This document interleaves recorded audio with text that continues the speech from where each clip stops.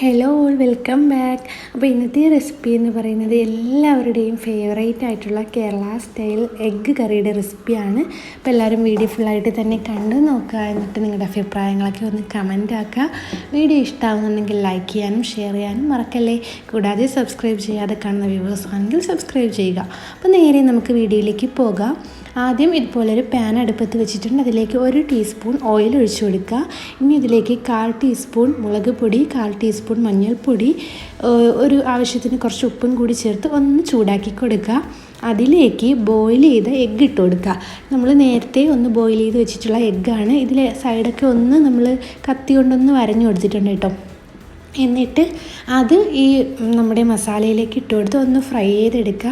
ഒരു 2 മിനിറ്റ് ഒന്ന് അങ്ങോട്ടും ഇങ്ങോട്ടൊക്കെ ഒന്ന് ഇളക്കി കോരി മാറ്റി കൊടുക്കുക. ഇനി അതേ പാനിലേക്ക് തന്നെ നമുക്ക് കുറച്ചുകൂടി ഓയിൽ ഒഴിച്ചു കൊടുക്കാം. 1-2 ടീസ്പൂൺ ഓയിൽ ഒഴിച്ചു കൊടുക്കുക. അതിലേക്ക് ചെറുതായിട്ട് ചോപ്പ് ചെയ്തിട്ടുള്ള 2 മീഡിയം സൈസിലുള്ള സവാള ചേർത്ത് കൊടുക്കുന്നുണ്ട്. എന്നിട്ട് നമ്മുടെ ഈ സവാളയ്ക്ക് പച്ചമണമൊക്കെ ഒന്ന് മാറി വരുന്നത് വരെ ഒന്ന് മിക്സാക്കി കൊടുക്കുക.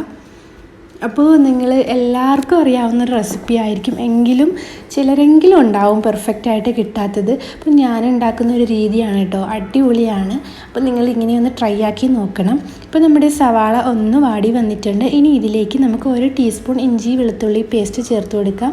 ഞാൻ രണ്ടും കൂടി ഒരുമിച്ചിട്ട് ഒന്ന് ചതച്ചതാണ് കേട്ടോ ചേർത്തിട്ടുള്ളത്. നിങ്ങളുടെ കയ്യിൽ പേസ്റ്റാണുള്ളതെങ്കിൽ അത് ചേർത്ത് കൊടുക്കുക. എന്നിട്ട് വീണ്ടും ഒന്ന് മിക്സാക്കി കൊടുക്കുക. എന്നിട്ട് നന്നായിട്ട് ഇതൊന്ന് വാട്ടിയെടുക്കുക. ഇപ്പോൾ ദാണ്ടേ നമ്മുടെ ഉള്ളി നന്നായിട്ടൊന്ന് വാടി വന്നിട്ടുണ്ട്. ഇനി നമുക്കിതിലേക്ക് മസാലകൾ ചേർത്ത് കൊടുക്കണം. അപ്പോൾ 1 ടീസ്പൂൺ മുളക് പൊടി, 1 ടീസ്പൂൺ മല്ലിപ്പൊടി, അതുപോലെ തന്നെ 1/2 ടീസ്പൂൺ മഞ്ഞൾപ്പൊടി, പിന്നെ 1 ടീസ്പൂൺ ഗരം മസാല പൊടിച്ചത്, അതുപോലെ ഒരു 1/2 ടീസ്പൂൺ കുരുമുളക് പൊടി കൂടി ചേർത്ത് കൊടുക്കുക.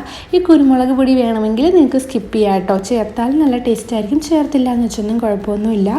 എന്നിട്ട് ഈ മസാലകളും എല്ലാം കൂടി നമ്മുടെ ഉള്ളിയിലൊക്കെ ഒന്ന് പിടിച്ച് വരുന്നത് വരെ ഒരു 2 സെക്കൻഡ് നിങ്ങൾ നന്നായിട്ടൊന്ന് മിക്സാക്കി കൊടുക്കുക. അതിനുശേഷം നമ്മൾ ഇതിലേക്ക് ഒരു സീക്രട്ട് ഇൻഗ്രീഡിയൻ്റ് ആയിട്ടൊരു ഐറ്റം ചേർക്കുന്നുണ്ട് കേട്ടോ. അപ്പോൾ നിങ്ങൾ ഇങ്ങനെ ചേർത്ത് ചെയ്യാത്തവരാണെങ്കിൽ ഒന്ന് ചെയ്ത് നോക്കണം. ഇപ്പോൾ നമ്മൾ ഇതിലേക്ക് ചേർക്കുന്നത് ഒരു 2 ടീസ്പൂൺ തൈരാണ്. അധികം പുളിയില്ലാത്ത തൈര് എടുക്കാൻ ശ്രദ്ധിക്കുക. പുളിപ്പുള്ളതാണെങ്കിൽ 1 ടീസ്പൂൺ ചേർത്താലും മതി. എന്നിട്ട് വീണ്ടും ഒന്ന് മിക്സാക്കി കൊടുക്കുക. ഇനി നമ്മുടെ ഈ മസാല ഒന്ന് സോഫ്റ്റായി വരാനായിട്ട് നമുക്ക് ഒരു 1/2 ഗ്ലാസ് വെള്ളം കൂടി ചേർത്ത് ഒന്ന് തിളപ്പിച്ചെടുക്കാം. അപ്പോൾ ഈ വെള്ളത്തിൽ നമ്മുടെ ഉള്ളിയും മസാലയും എല്ലാം കൂടി ഒന്ന് പിടിച്ച് വരാനായിട്ടാണ് നമ്മളിങ്ങനെ ചെയ്യുന്നത്. ഇനി നമുക്ക് അടച്ചു വെച്ച് ഒന്ന് കുക്ക് ചെയ്തെടുക്കണം. അതിന് മുന്നേ ആയിട്ട് നിങ്ങളിതിലെ ഉപ്പൊക്കെ ഒന്ന് കറക്റ്റാണോ എന്ന് നോക്കുക. ഞാനിപ്പോൾ നമ്മൾ ഇതുവരെയും ഉപ്പൊന്നും ചേർത്തിട്ടില്ല. പിന്നെ നമ്മൾ നേരത്തെ എഗ്ഗ് മസാല ചെയ്തപ്പോൾ കുറച്ച് ഉപ്പ് ചേർത്തിട്ടുണ്ടല്ലോ, ആ ഉപ്പ് ഇതിലുണ്ടാവും. പിന്നെ ഇതിൻ്റെ ഉപ്പ് ചേർത്ത് കൊടുത്ത ശേഷം ഒന്ന് ഇളക്കി മിക്സാക്കി കൊടുത്ത് വീണ്ടും അടച്ചു വെച്ച് നന്നായിട്ടൊന്ന് കുക്ക് ചെയ്തെടുക്കാം.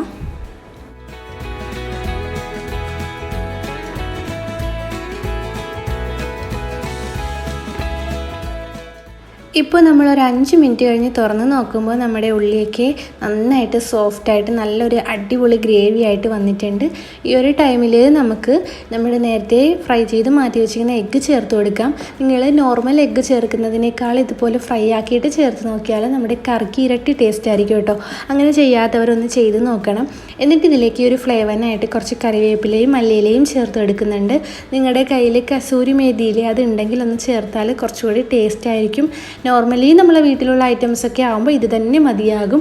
അടിപൊളിയാണ്. അപ്പോൾ ഇത്രയേ ഉള്ളൂ. സൂപ്പർ ടേസ്റ്റി ആയിട്ടുള്ള, എന്തിനൊപ്പവും കോമ്പിനേഷനായിട്ടുള്ള, അപ്പത്തിനോ ചപ്പാത്തിക്കോ ഇടിയപ്പത്തിനോ എന്തിനു വേണമെങ്കിലും കോമ്പിനേഷനായിട്ട് കഴിക്കാൻ പറ്റിയ ഒരു വെറൈറ്റി ആയിട്ടുള്ള എഗ്ഗ് കറിയുടെ റെസിപ്പിയാണ്. അപ്പോൾ എല്ലാവരും ട്രൈ ആക്കി നോക്കിയിട്ട് അഭിപ്രായങ്ങളൊക്കെ പറയാം. നിങ്ങളുടെ ഫ്രണ്ട്സിനും ഫാമിലിക്കും ഒക്കെ ഒന്ന് ഷെയർ ആക്കി കൊടുക്കുക. സബ്സ്ക്രൈബ് ആകാതെ കാണുന്ന വ്യൂവേഴ്സ് ആണെങ്കിൽ സബ്സ്ക്രൈബ് ആക്കുക. പുതിയ റെസിപ്പീസും വീഡിയോസും ഒക്കെ ആയിട്ട് വരാം ഇൻഷാ അല്ലാഹ്. Thank you, by.